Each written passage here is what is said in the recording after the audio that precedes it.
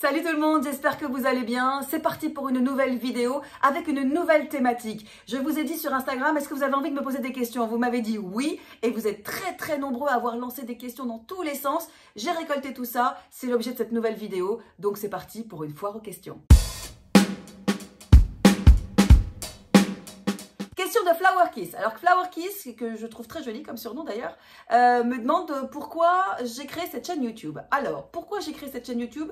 Tout simplement parce que je me suis dit que c'était pas suffisant, ni le livre, ni le blog, et qu'il fallait aller encore plus loin dans le partage avec vous. J'avais envie de vous parler, mais en vrai, quoi. J'avais envie qu'il y ait ce lien, même s'il est faussement direct, puisque je suis devant une caméra, mais quand même que ça soit un peu encore plus concret. C'est un élément supplémentaire dans tout ce que j'ai envie de faire avec vous, c'est-à-dire partager. Maintenant, je partage sur YouTube.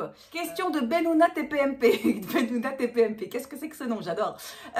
Qui me demande, est-ce que vous comptez garder ce rythme d'une vidéo par semaine sur YouTube?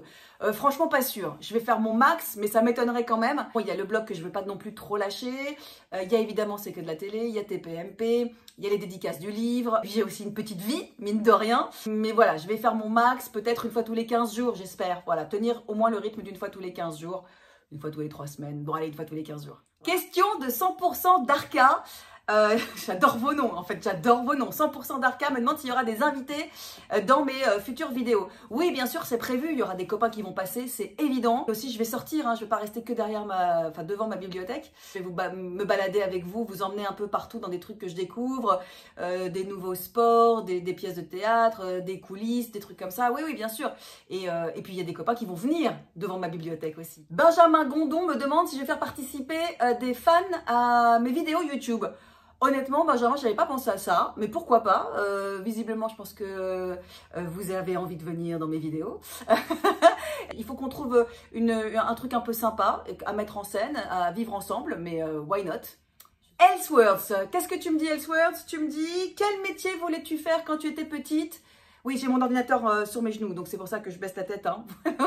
Eh bien, quand j'étais petite, j'ai très vite voulu être journaliste. C'est vraiment genre, j'avais 11-12 ans, c'est ce que je raconte dans mon livre. J'étais avec une copine, en train de bavarder, comme toujours en classe. Et on se demandait ce qu'on voulait faire. Et puis moi, j'ai dit, bah tiens, je voudrais faire le tour du monde, rencontrer des gens, parler des langues différentes, voir des univers que je ne connais pas. J'ai commencé à me dire, tiens, hôtesse de l'air, ça pourrait faire. Ah oui, mais non, mais quand même, j'ai pas tellement envie de desservir les repas. J'ai vraiment envie d'avoir le temps de parler aux gens. Après, je me suis dit, traductrice. Ouais, mais traductrice, avec le bol que j'ai, je vais me retrouver à Paris pour traduire des gens qui viennent de l'étranger et pas l'inverse. Et puis, tout d'un coup, alléluia, je me suis dit dans ma tête, mais journaliste, c'est exactement ça. C'est rencontrer des gens, voir du monde, s'ouvrir à des univers qu'on ne connaît pas, parler des langues différentes, bref, voilà, appréhender le monde. Et donc voilà, j'avais 11-12 ans et de ce jour-là, je me suis dit, mais c'est ça que je veux faire. Donc j'ai réalisé mon rêve, c'est quand même génial, rêve de petite fille réalisé. Question de Victo O, quels sont les métiers que vous avez fait avant de faire de la télé?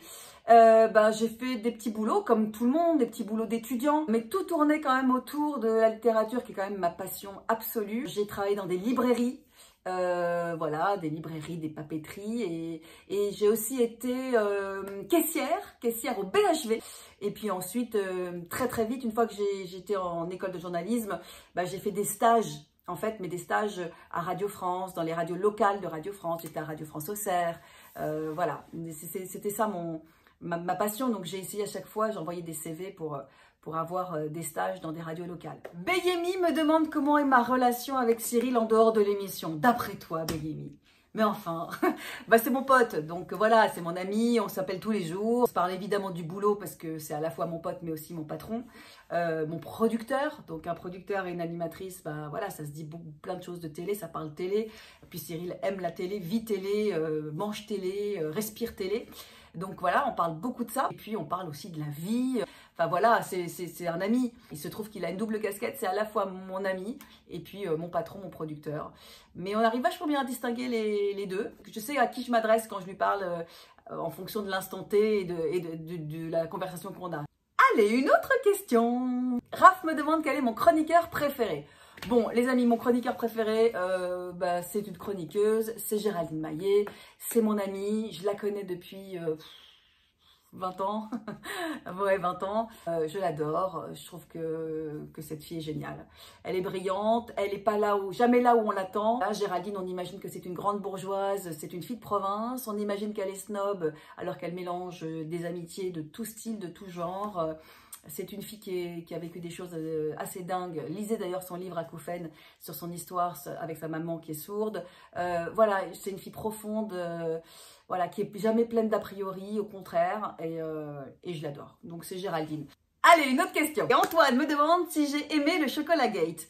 Tu te fous de moi, Antoine? Non, pas vraiment. Non, non, bah, enfin, j'ai aimé, enfin, voilà, ça m'a fait rire, soyons francs, ça me faisait marrer. Bon, après, franchement, au bout de la 20e ou je sais pas combienième de fois, on en avait un peu ras-le-bol, mais ça nous faisait marrer quand même, parce que ça devenait un truc de dingue. C'est-à-dire que même le mot chocolat, on sursautait tous. Donc voilà. Enfin, la scène finale de Cyril qui part en hurlant de rire, comme une petite hyène, sur son vélo électrique, là, avec sa cape au vent. Moi, rien que pour cette image, ça me fait marrer. Talouche42 me demande la chose que je préfère quand je fais de la télé. Pam, pam, pam, pam. Je crois que c'est simplement être en direct.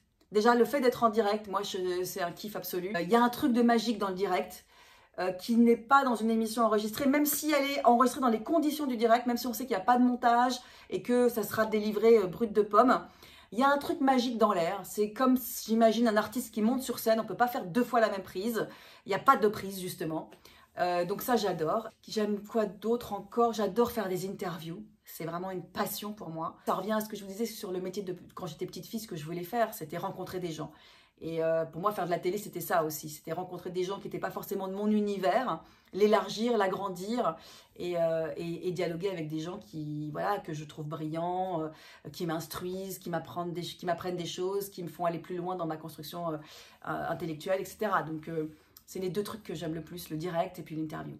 Voilà. Question de Mehdi Président. Ça va Mehdi? Ça va Alors, Mehdi me demande appréciez-vous toujours autant de participer à TPMP, c'est que de la télé et enquête paranormale? Oui Mehdi.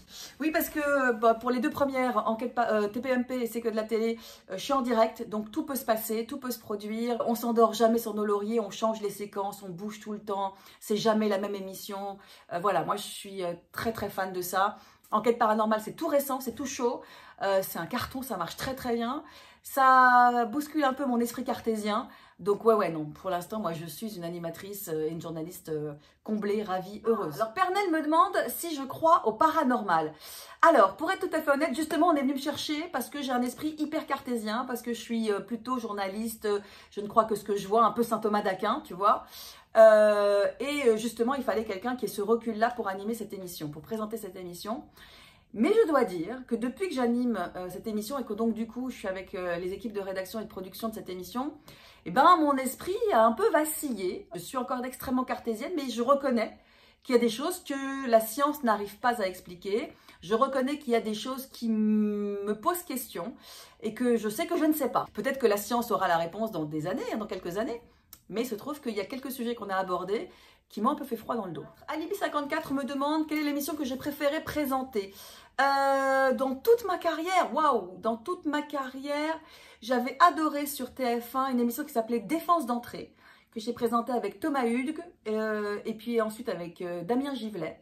C'est une émission qui s'appelait de l'infotainment. Il y avait à la fois un peu de divertissement et de l'information avec des gros reportages dans les coulisses, tout ce qui nous était caché, etc. Sinon, j'avoue que c'est que de la télé, qui est ma dernière émission en date, est vraiment une émission que j'adore parce qu'on est en direct, parce qu'on aborde tous les sujets.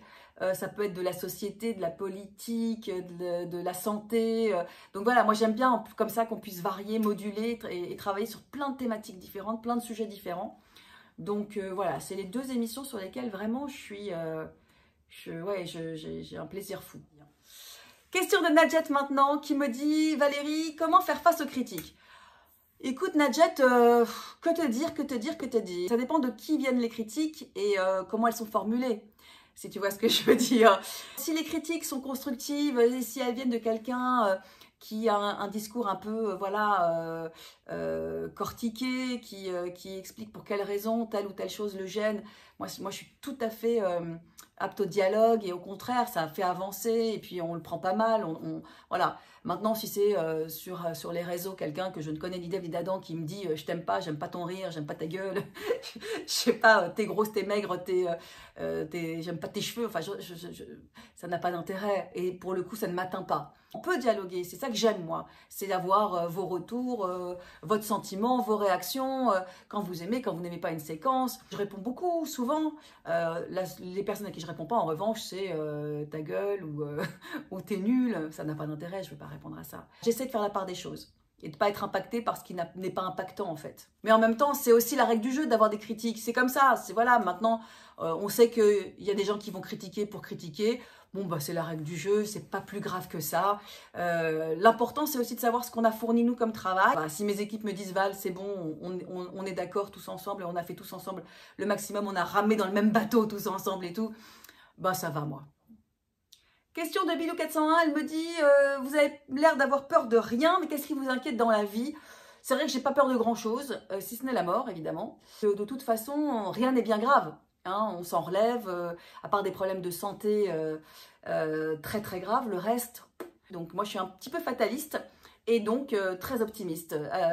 Voilà, c'est les deux ensemble. Et que je me dis qu'on se relève toujours, quoi qu'il arrive, peu importe si c'est difficile ou pas, on finit toujours par se relever. Peut-être parce que j'ai eu un modèle de parents extrêmement fort, qui ont vécu des choses pas faciles et que j'ai toujours vu aller de l'avant. Donc non, rien ne me fait peur, si ce n'est, oui, la maladie, pas tant la mienne hein, que celle de ceux que j'aime, et la perte de ceux que j'aime. C'est vraiment ce qui peut me terroriser, perdre ceux que j'aime, mais le reste... Question de Corentin maintenant, Corentin qui est très gentil et qui me demande comment va votre dos. C'est hyper gentil Corentin. Merci beaucoup mon chéri. Écoute, ça va plutôt pas mal. J'ai eu des moments un peu plus délicats on va dire, mais bon voilà, j'ai comme vous l'avez certainement su une hernie discale. C'est chiant. C'est pas grave, mais c'est juste emmerdant. On a mal tous les jours, en ce qui me concerne. Mais il y a des jours avec et des jours sans. Et il ne faut pas s'apesantir là-dessus. Il ne faut pas se regarder le nombril. Il y a des gens qui ont des soucis bien plus graves. Je suis quand même assez bénie, entourée, aimée. Donc, je n'ai aucune raison de me plaindre. Mais en tout cas, merci beaucoup, Corentin, pour cette question. C'est très gentil. Ah, bah justement, sur le dos, autre question, quand est-ce que votre dos vous permettra de remettre des talons? J'en sais rien, je ne tente pas le diable parce qu'on m'a dit qu'il fallait pas trop mettre de talons, donc vous l'avez vu depuis quelques temps maintenant, depuis 2 ans maintenant, je mets plus de talons. On arrive à être très élégante et très féminine sans talons, moi je trouve. En plus, j'adore le look masculin-féminin, le look un peu boyish, donc ça ne me pose aucun problème. Parfois, lorsque c'est vraiment plus élégant pour une silhouette et tout, notamment quand je présente Enquête paranormale, j'aime bien, et je suis debout, j'aime bien avoir une silhouette un peu plus élancée. Donc le temps du tournage, et entre chaque prise, j'enlève les talons, je les mets juste le temps du tournage. Voilà, pour avoir une plus jolie silhouette, mais franchement c'est pas si grave et puis bah, j'espère qu'un jour ça ira un peu mieux et que je pourrai les remettre de temps en temps, voire un peu plus longtemps. Question très importante de, attends je lis son titre, TFR YouTube 67 qui me dit tu mesures combien? Question hyper importante. Bah écoute, je mesure 1m70. Voilà, j'espère avoir répondu à ta question. Je ne sais pas pour quelle raison tu voulais cette question, mais je mesure 1m70. Petite question de Joséphine la coquine. Joséphine qui me dit « À combien est la dot de ton fils ?» Dis donc Joséphine, ça va pas la tête ou quoi? Tu veux épouser mon fils ou quoi? Alors mon fils, sa dot, ça sera sa mère. Donc quand vous épouserez le fils, vous aurez la mère en prime. C'est pas mal comme dot, je trouve. Voilà, ça m'a fait rire, donc c'est pour ça que j'ai gardé cette question. Mais il y aura toujours sa mère dans les parages en revanche. Voilà pour la dot. Une question maintenant qui me fait beaucoup rire, une question culinaire. On me demande Kayla ou Dafina. Alors ceux qui ne connaissent pas, ce sont 2 plats. L'un tunisien, la Kayla c'est plutôt tunisien, Dafina c'est plutôt marocain. Si je dis pas de bêtises d'ailleurs. Je suis très Dafina, je suis pas Kayla. Non, vraiment, la Dafina c'est très bon. Ma grand-mère la faisait merveilleusement bien. J'ai une pensée pour elle. Donc la Dafina, messieurs, dames. Autre question dans la série, question très importante, question de El Jefe del Pueblo, très bien, qui me dit tu crains le plus les chatouilles à quel endroit? Écoute El Jefe, je ne sais pas pourquoi tu souhaites connaître ça, Mais je crois que je suis un peu comme tout le monde. Les chatouilles, si on est... attends, laisse-moi réfléchir. Si on est... Je cherche. J'imagine sous les pieds, sur les côtes, enfin voilà. Je sais pas quoi te dire à part ça. Tu es bizarre, El Jefe. Très bizarre. Question de Laura maintenant. Dans la série, vous posez une porte nawak comme question. La question est la suivante. Laura Labonne me demande quelle est la plus grande qualité de Grishka Bogdanov. Complètement taré, Laura. Écoute, j'imagine que la plus grande qualité de Grishka et même, à mon avis, de Igor, bah, c'est leur sens de l'humour quand même. Parce que qu'est-ce qu'on les charrie et ils prennent ça franchement avec le sourire. Donc, chapeau les gars. Donc, chapeau. Hélène Caz me demande quel pays j'aimerais visiter prochainement. Oh là là, il y en a tellement des pays que j'aimerais visiter. D'ailleurs, je ferai aussi des vidéos YouTube de voyage et tout ça. J'aimerais bien aller en Asie, je ne connais pas. C'est un continent que je ne connais pas du tout. Bon, en ce moment, vous l'aurez compris que c'est un peu compliqué. Mais j'aimerais bien découvrir le Vietnam, les Philippines, voilà. J'aimerais bien aller dans ces contrées-là que je ne connais pas. Et puis en Amérique du Sud, en Amérique latine aussi. Vraiment. Alors, le succès de votre livre semble vous rendre heureuse. Est-ce qu'il y en aura un autre? Oui, il y en aura un autre, bien sûr. Je ne peux pas vous en dire plus, mais je songe déjà au prochain. J'ai déjà une petite idée bien en tête même. Elle est même déjà en train de maturer. Moi, la littérature, c'est toute ma vie. Donc voilà, ce sera le 4e. Bon, ce ne sera pas pour tout de suite. Mais oui, il y en aura bien sûr un autre. Alors, Jonathan Instagram me pose la question suivante. Ton livre préféré, film préféré, musique, chanteur préféré, instrument. Wow! Pour le livre préféré, oh, j'en ai tellement, bah, vous voyez derrière, hein, c'est tous mes livres préférés. Donc autant vous dire que voilà, c'est très compliqué. Mais je me suis construit avec des auteurs de nouveaux romans. J'ai tout un chapitre là-dessus dans mon livre, donc je vous propose de vous y référer. Il y a vraiment tous mes livres de chevet, mes livres de référence. Ça passe par Camus, Sartre, Ionesco, Beckett, Nathalie Sarraute, voilà. C'est ce théâtre de l'absurde qui m'a bouleversée quand je l'ai rencontré jeune étudiante.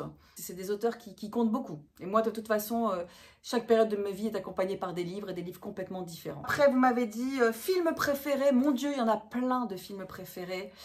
Mais je crois que j'aime beaucoup Manhattan de Woody Allen. Après, dans un truc un peu plus Madeleine de Proust, parce que je l'ai vu avec mon papa, que j'étais gamine, et qu'il y a toute la musique que j'aime dedans aussi, c'était les Blues Brothers.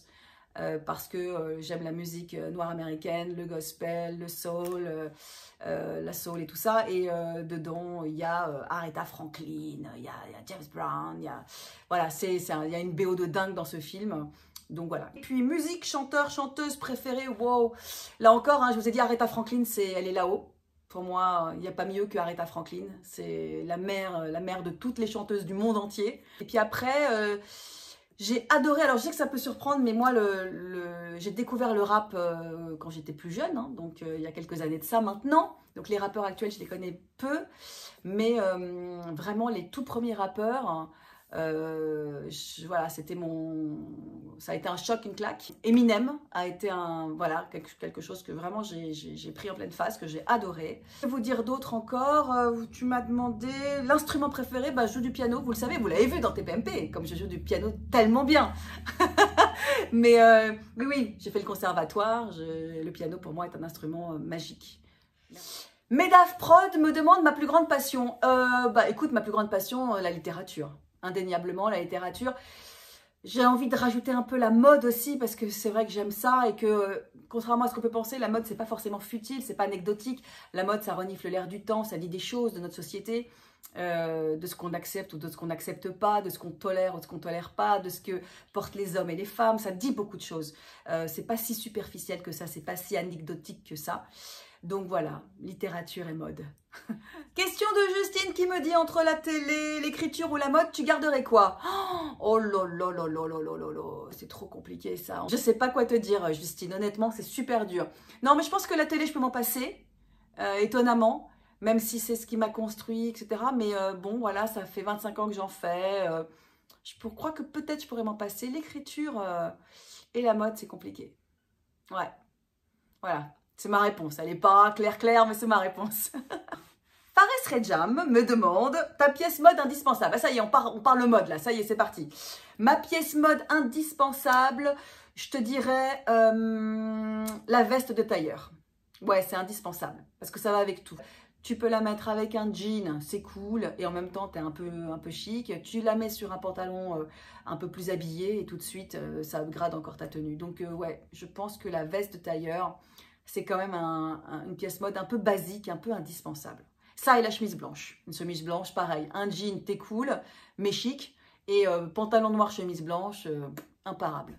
Justine me demande mon vêtement ou accessoire préféré. Mon vêtement ou accessoire préféré, oh là là, je peux pas en choisir qu'un seul, mais indispensable pour moi, bah, j'en ai fait une vidéo sur YouTube, c'est le bonnet. Absolument indispensable tout l'hiver. Je crois pas qu'il y ait un jour où je sors sans un bonnet de tout l'hiver, hein, de tout l'automne et tout l'hiver. Après, qu'est-ce qui est encore indispensable pour moi? Le petit pull, col rond, bah, comme ça. En laine, en coton ou en cachemire, j'adore. Je trouve que c'est chic, avec un jean et puis basta. Évidemment, le jean, il faut en avoir un bien, celui dans lequel vous vous sentez bien, qui vous va bien, qui vous fait de jolies fesses, qui vous plaque le bide, enfin voilà quoi, le jean. La veste de tailleur, je l'ai dit, la chemise blanche, je vous l'ai dit. Je crois qu'on est bon là. Si on a le bon jean, un beau pantalon, un peu chic, élégant, noir ou bleu marine. Si on a un beau petit pull, tout simple en cachemire, maintenant on en fait des pas chers. Et puis pour l'hiver, un petit bonnet, et la veste de tailleur et la chemise blanche, on est bien. On peut avoir ces 6 pièces-là et on est bien. Ninordo me demande comment bien choisir son maillot de bain quand on a beaucoup de poitrine. Alors, écoute ma chérie, je pense, moi, mais après tu fais comme tu le sens, c'est que les maillots de bain avec un décolleté en V, c'est pas mal pour les grosses poitrines. Et il faut qu'il y ait des larges bretelles pour que ça te soutienne bien. Il y en a beaucoup maintenant des maillots de bain qui sont vraiment coupés spécial, gros bonnet, grosse poitrine. Donc vraiment, tu trouveras, à mon avis, ton bonheur. Essentiellement en V, je trouve que c'est vraiment pas mal. Et avec vraiment larges bretelles. Si tu peux aussi, n'hésite pas à choisir le maillot de bain bandeau. On a souvent dit que le maillot de bain bandeau, c'était fait pour les petites poitrines, mais maintenant ils en font de très bien aussi et qui soutiennent bien les grosses poitrines et qui vont un peu réduire le volume de ta poitrine si ça te complexe beaucoup. Ça, c'est les possibilités que je te propose. Question de Eva qui me demande comment paraître plus âgé quand on a 20 ans et qu'on en fait 15. Ma chérie, là ça va être une question de look en fait. C'est pas la peine d'essayer de te farder, de mettre des trucs, du rímel, du bleu sur tes yeux ou je ne sais quoi. Je pense que ça va passer simplement par un look un tout petit peu plus femme en fait. Il va falloir que tu mettes des choses un peu plus structurées, des vestes de blazer, des vestes de tailleur, peut-être des jolies chaussures, des talons, mais pas des talons vertigineux, tu vois, des talons de femme chic. Ça passera par des petits détails comme ça. Plutôt qu'un jean bleach par exemple, tu mettras un jean brut. Plutôt qu'un taille basse, tu mettras un taille haute qui plaque le ventre, qui est plus élégant. Tu vois, je pense que ça passera par des choses comme ça. Pareil pour les accessoires, des bijoux racés, des bijoux de femme, pas de jeune fille. Et je pense que là, tu gagneras en assurance et en crédibilité. Parce que j'imagine que si tu poses cette question, c'est parce que tu veux être peut-être un peu plus crédible, qu'on te prenne un peu plus au sérieux. Donc ça passera par là. Et pour le make-up, un make-up assez discret, pas de rose sur les lèvres, mais pourquoi pas à ce moment-là un vrai rouge, par exemple, si ça te va. Quelque chose vraiment voilà, de très femme, en fait. Mais sans tomber dans la caricature. Et je sais que c'est compliqué, hein, vraiment. Mimi Fan me demande comment avoir confiance en soi. Alors là, ma chérie, enfin, j'imagine que tu es une fille. Si tu poses la question, c'est que tu n'as pas très confiance en toi. Quel dommage, quel dommage. Fais-toi confiance. Je reconnais que c'est compliqué si on n'a pas été bercé par la confiance en soi. C'est-à-dire si on n'a pas eu des parents qui posaient un regard aimant et qui vous disaient à longueur de journée, quoi que tu décides, quoi que tu fasses, tu y arriveras, j'ai confiance en toi, je suis fière de toi, je sais que tu es quelqu'un de bien et que tu vas te donner les moyens de réussir. Moi, j'ai eu cette chance-là d'avoir des parents qui étaient vraiment dans la valorisation et donc c'est vrai que ça aide à se construire en tant que jeune femme, puis en tant que femme, etc. Si on n'a pas ça, ben c'est un boulot, mais même si on l'a d'ailleurs, hein, c'est un boulot au quotidien, c'est se dire je crois en moi, je suis quelqu'un de bien, qu'est-ce qui peut m'arriver de pire? Je tente quelque chose, je tente, j'y arrive pas. Est-ce que c'est si grave que ça? Se mettre dans ce schéma mental de se dire que au pire, on se casse la gueule. Ben, c'est pas si grave que ça de se casser la gueule. On se relève et puis on repart. On imagine toujours, quand on n'a pas confiance en soi, que les autres pensent du mal de nous ou que on n'est pas assez bien, que les autres nous considèrent pas vraiment. On a tort souvent. Souvent, on se fait des montagnes de trucs, on imagine des choses qui sont pas du tout la réalité. Donc peut-être que c'est un petit travail à faire de tous les jours, une sorte de mantra, tous les jours, de se dire « j'y crois ». J'ai confiance en moi, je vais y arriver. Au pire, qu'est-ce qui peut être le pire du pire du pire? Eh bien, est-ce que c'est si grave que ça? Allez, j'y vais. Et je crois que le mot dans sa tête, c'est « ose, ose ma fille, ose mon garçon, osons, osons, osons ». J'ai un chapitre entier là-dessus dans mon bouquin. Et c'est voilà, il faut se jeter à l'eau et il faut tous les matins se dire « allez quoi, j'y vais ». C'est un vrai sujet, la confiance en soi. C'est un truc qui se construit pas à pas. Ça ne sera pas comme ça du jour au lendemain. Mais c'est une vraie construction mentale, un vrai mantra à se mettre en place. Courage, allez, on y croit. Allez, dernière question, et on reste là sur le côté beauté, pratique, tout ça. Sur ma routine capillaire. Ah ouais, alors quelle est ma routine capillaire? Parce que oui, c'est vrai, tu as raison, c'est quoi ton prénom? F. Volion. Tu as raison, j'ai de très très beaux cheveux. Non, non, je déconne. Non, mais j'en prends soin et c'est important pour moi parce que je trouve que c'est une façon de se présenter aux autres. Voilà, c'est comme s'apprêter, se faire joli, se faire beau, venir avec des cheveux soignés, etc. Je trouve que c'est important. En l'occurrence, je fais rien de bien fou. J'ai deux gammes. J'ai une gamme presque de tous les jours et une gamme un peu plus exceptionnelle parce qu'elle est un peu plus chère.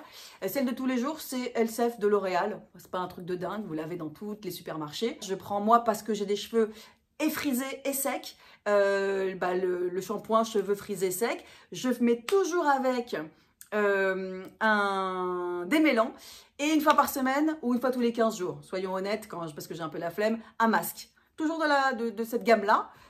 Donc après, vous prenez en fonction de la qualité de votre cheveu. Il y a aussi une marque un peu plus chère que j'adore, mais qui coûte quand même un peu plus cher, mais qui est extraordinaire. C'est Léonore Grell. Et là, pareil, je fais un shampoing. J'adore le masque au bambou aussi, là-bas, chez eux. Donc voilà, c'est mes deux petites routines. J'ai la chance aussi d'avoir un coiffeur extraordinaire qui me suit depuis... Ouh là là là là. Il s'appelle Patrice Pio. Il me suit depuis, je crois qu'on se connaît depuis 19 ans, un truc comme ça. C'est mon pote, c'est mon ami. Et il est hyper talentueux. Je le vois à peu près tous les 2 mois. Pour ma coupe, pour rajouter de la lumière dans ma couleur, voilà, parce que j'ai une base naturelle un peu foncée, puis on rajoute à l'intérieur un peu de lumière. Me demandez pas exactement quelle lumière, quelle couleur il met dedans, parce que j'y connais rien, j'y vais les yeux fermés, je lui dis fais-toi plaisir, c'est toi qui sais. Mais voilà, du coup, je trouve que c'est un petit peu moins dur sur le visage, ça éclaircit, c'est plus doux. Voilà pour ma routine. Et voilà, c'était la dernière question. Elle est arrivée. J'espère que ça vous a plu, que j'ai répondu à un maximum de questions. Il y en avait des tonnes et des tonnes. J'ai évidemment pas pu répondre à tout le monde. Je ferai d'autres vidéos FAQ, promis, promis, promis. Pas tout de suite, mais dans peut-être 1 mois ou 2. Et si vous avez aimé, n'hésitez pas évidemment à liker et n'hésitez pas à vous abonner, à en parler aux copains, aux copines pour que, comme toujours, cette petite communauté grandisse, grandisse, grandisse et qu'on soit plein à dialoguer ensemble sur cette petite chaîne. Voilà, je vous embrasse très, très, très fort.